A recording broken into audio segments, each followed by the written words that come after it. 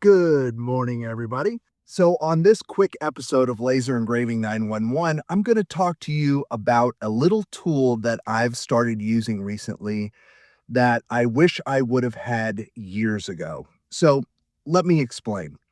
So, I've been doing laser engraving as a customer centric laser engraving shop for over a decade now. And what that means is that I engrave other people's stuff. So, I get things brought to me all week long from all different kinds of categories, from headphone cases to knives to champagne glasses. People bring me their stuff to have engraved here at my shop. And over the years, there has been times, and maybe some of you can relate, where someone has brought something to me and they said that it was metal, or they said that it was plastic. And some of these products, particularly like charging cases and other electronic products, I've sometimes had questions whether they were actually plastic or they were actually painted metal on the casing. And we have to engrave maybe hundreds of these. And your first thought might be, well, I could just use a magnet and figure out if it's metal underneath the painted product. Well, that doesn't always work if the metal underneath is aluminum, because aluminum, a non ferrous metal, is not magnetic. So that doesn't work. So then you might be thinking, well, I can just do a little scratch test and figure it out. That isn't really good either, because now you've got to destroy one of their products to figure out if there's metal underneath the painted surface. And I have actually made the mistake of listening to the customer in the past. They told me that it was metal, but it was actually plastic, or I looked up online about the product and it said that it was powder coated metal, and it wasn't. It was just plastic all the way through. And that's no good, because then I used the wrong setting on that material. But recently I came across a tool that has changed my shop and the way that I figure out if painted products are metal underneath or plastic all the way through. Let me explain.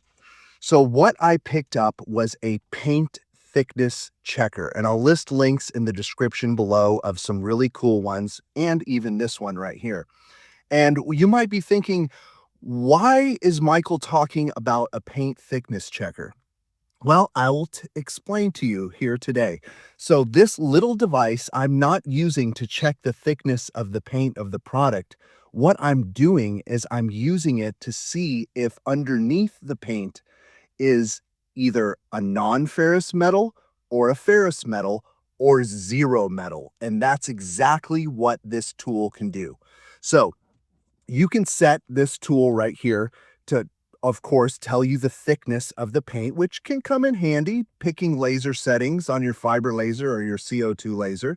But what it also does is, if you have a piece of metal, let's just say, I mean, obviously, we all know this is a metal box opener, but if I just take this device and it has a little sensor right here and I just touch it right on the surface, it tells me in millimeters, it's 0.07 millimeters thick of paint, and it's a non-ferrous metal. I don't know if you can see that, but it says NFE on the screen. So I know that this is not a ferrous metal. It's some kind of aluminum or pot metal underneath this paint. Let's try something else. So here's a little cowbell that we put at the front desk if we're in the shop that people can ring. It says ring for service. Now, I know that this is metal, but let's just try this one. This is painted metal. So I'm going to set this on here. It says it's 0.24 millimeters thick of paint, and it is a ferrous metal. That means it's a magnetic metal. So that's also handy information, right? Now, let's say a customer brought me these really nice headphones right here, and I could not tell from the finish whether these were just plastic all the way through, or maybe this part was metal, but this part was plastic. I can just take this sensor right here, put it right here,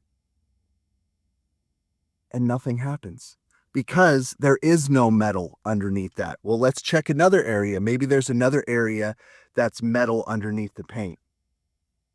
Nope, no metal.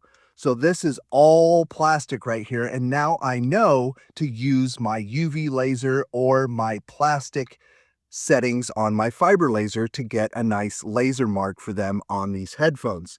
Let's try another one. Some of these are obvious and I'm just using it as a demonstration, but here is a little Zippo lighter case that's tin and it's painted. So I'll just set this on here and it tells me that it's 0.05 millimeters thick of paint and it is a ferrous metal. So it's some kind of magnetic metal. Now, this little tool is so much better than doing the cold touch test, doing a scratch test to see if it's metal. It just tells me right away what I need to know. Is it metal underneath? Yes or no, and what kind of metal is it? That's all I need to know to pick which setting to use to laser mark on these specific items.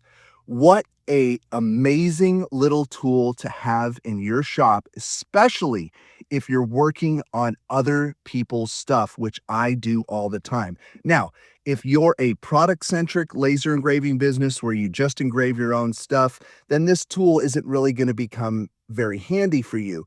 But if you're in the business of engraving other people's stuff and you have any question whether something is painted metal or just plastic all the way through, this little tool right here is something that you're going to want to have in your shop. Even though it's a paint thickness checker, it's probably used in many other applications. This is the tool to have. Once again, the magnetic test does not work if it's a non-ferrous metal. So you can't just use magnets. You have to have a little tool like this. And if for those of you that are curious, the way that it works is it uses a magnetic sensor that it's using for ferrous metals that are magnetic, and it uses eddy current sensor for anything that's non-ferrous, so like aluminum, copper, brass, or anything that's not magnetic, and that's all built in.